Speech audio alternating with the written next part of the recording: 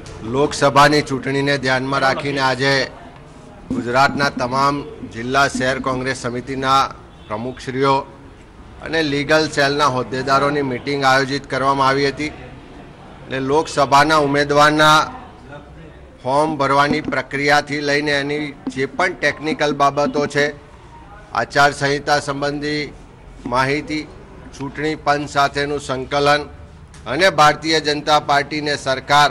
આચારસંહિતા ભંગનો જ્યારે કોઈ કાર્યક્રમ કરે તો એની સામે કઈ રીતે કાર્યવાહી કરવી એ બાબતની વિસ્તૃત માહિતી લીગલ ડિપાર્ટમેન્ટના અમારા સિનિયર આગેવાનો દ્વારા આપવામાં આવી છે। સાથે સાથે ઉમેદવારની પસંદગી પ્રક્રિયા અને ફોર્મ ભરવાથી પ્રક્રિયાથી લઈ પ્રચાર પ્રસાર, કેન્દ્રીય નેતૃત્વ જ્યારે આવે ત્યારે એની જાહેર સભાઓનું આયોજન, દરેક જિલ્લાઓમાં વોર રૂમ શરૂ કરવાની કાર્યવાહી અને તમામ ચૂંટણીલક્ષી બૂથ મેનેજમેન્ટ સુધીના મુદ્દાઓ પર વિસ્તૃત ચર્ચા કરવામાં આવી છે અને તમામ જિલ્લા કોંગ્રેસ સમિતિના પ્રમુખશ્રીઓ દ્વારા તમામ રીતે તૈયારી પૂર્ણ કરી અને લોકસભાની ચૂંટણીમાં જીતનો વિશ્વાસ વ્યક્ત કર્યો છે।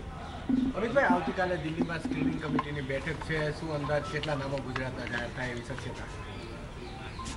26 લોકસભા સીટમાંથી પહેલા જ 4 લોકસભા સીટના નામોની જાહેરાત કરવામાં આવી છે અને બાકીના સીટોના ઉમેદવાર માટે સ્ક્રીનિંગ કમિટી પહેલાં પણ યોજાઈ છે, થોડા નામ ક્લિયર કરવામાં આવ્યા છે। આવતીકાલે ફરી સ્ક્રીનિંગ કમિટીની બેઠક મળશે ને ત્યારબાદ સીઈસીની બેઠક મળશે અને લગભગ મોટે ભાગના નામો આવતીકાલ સાંજ સુધી